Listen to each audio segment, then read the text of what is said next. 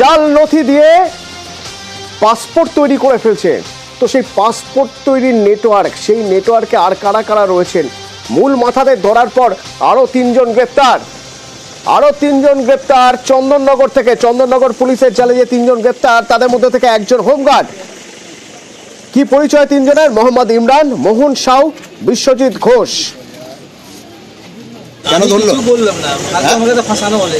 জালি পাসপোর্ট করেছেন নাকি? না, আমি করিনি। আপনার সঙ্গে আরো কারা কারা ছিল? জানা আছে, ও আছে, মোহন আছে। বাকি যে দুজন ধরেছে তাদের চেনেন আপনি? একদমই ঠিক, পাড়াতে থাকতো।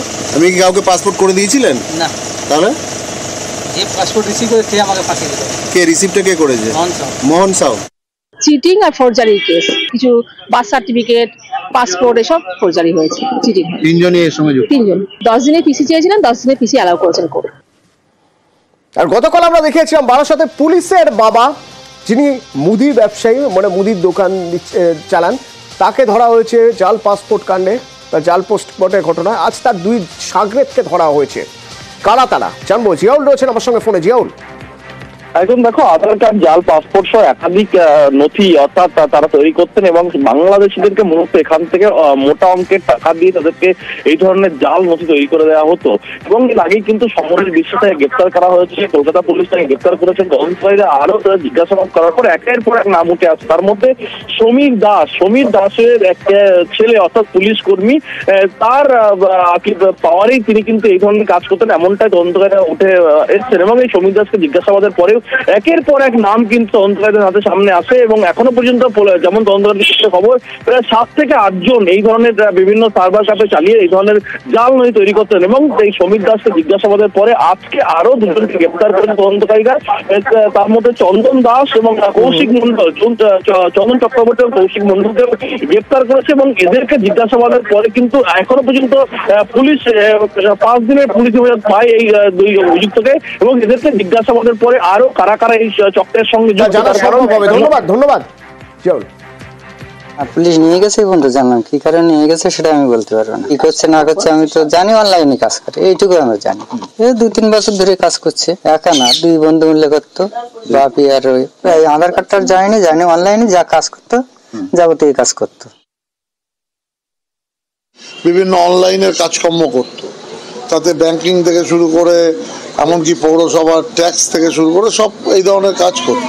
ওর নামে কোনো অ্যালিগেশন আমার কাছে আসেনি বা কোনো অসৎ উপায় অবলম্বন করে কোনো কাজ করছে এই ধরনের কোনো ওর বিরুদ্ধে অভিযোগ আমি পাইনি। স্তম্ভিত হয়ে গেলাম শুনে যে এই ছেলেটাও নাকি ওই সব কাজের সাথে জড়িত।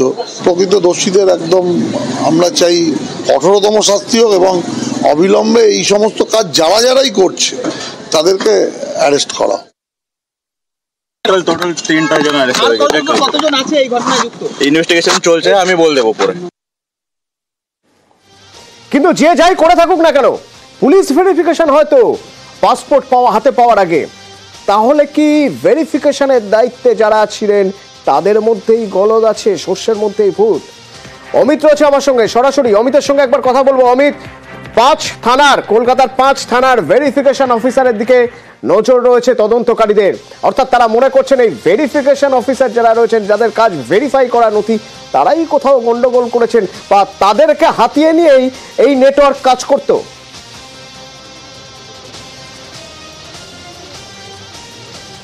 এমনটাই মনে করছেন তদন্তকারী আধিকারিকরা। কারণ ইতিমধ্যেই আব্দুল, যাকে গ্রেপ্তার করা হয়েছে, উনি প্রাক্তন সাব ইন্সপেক্টর, তার মাধ্যমেও যেমন 52টি পাসপোর্ট ইস্যু হয়, ভুয়ো নথিতে তিনি গ্রিন সিগন্যাল দিয়েছিলেন। সেক্ষেত্রে এবার উত্তর শহরতলি বা উত্তর কলকাতার 5টি থানা এই মুহূর্তে এবার কলকাতা পুলিশের যে স্পেশাল টিম যারা তদন্ত করছে পাসপোর্ট জালিয়াতির, সেই সমস্ত থানার পাসপোর্ট ভেরিফিকেশনের দায়িত্বে যারা ছিলেন পুলিশ কর্মী, তারা কিন্তু এই মুহূর্তে স্ক্যানারে ইতিমধ্যেই বিভিন্ন ভেরিফিকেশন পুলিশ কর্মী যারা ভেরিফিকেশন করেছেন সে সমস্ত পুলিশ কর্মীদের লালবাজারে ডেকে জিজ্ঞাসাবাদের পর্ব কিন্তু ইতিমধ্যে শুরু হয়ে গেছে, এমনটা লালবাজার সূত্রে খবর।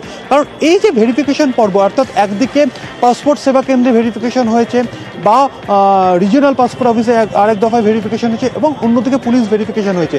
এই যে ভেরিফিকেশনের পর্বগুলো রয়েছে, একদিকে পাসপোর্ট সেবা কেন্দ্র, অন্যদিকে পুলিশ ভেরিফিকেশন, এইখানেই কোথাও গিয়ে কারচুপি হয়েছে, কারসাজি হয়েছে, এমনটা কিন্তু মনে করছেন তদন্তকারী আধিকারিকরা। কারণ ভুয়ো নথি দিয়ে যে সমস্ত পাসপোর্ট ইস্যু হয়েছে সেক্ষেত্রে যে পর্বে ভেরিফিকেশন ক্ষেত্রে ল্যাক রয়েছে বা যেখানে টাকার বিনিময়ে ভুয়ো নথি দিয়ে ভেরিফিকেশন না করে ছেড়ে দেওয়া হয়েছে বা গ্রিন সিগন্যাল দেওয়া হয়েছে, এই জায়গাগুলোতে কিন্তু পুলিশ কিন্তু ধরতে চাইছে কারা এই সমস্ত কর্মকাণ্ডের সঙ্গে যুক্ত ছিল।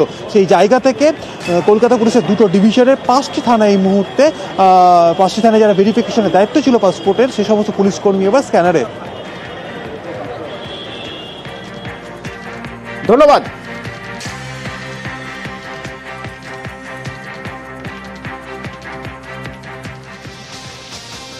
5:05 শেষে একবার সাদা সৌন্দর্য দেখাই, সে তো শুভ্র সৌন্দর্য। লাচুং এর ছবি উত্তর সিকিমের। দেখুন গতকালের পরও আজও বরফ পড়ছে।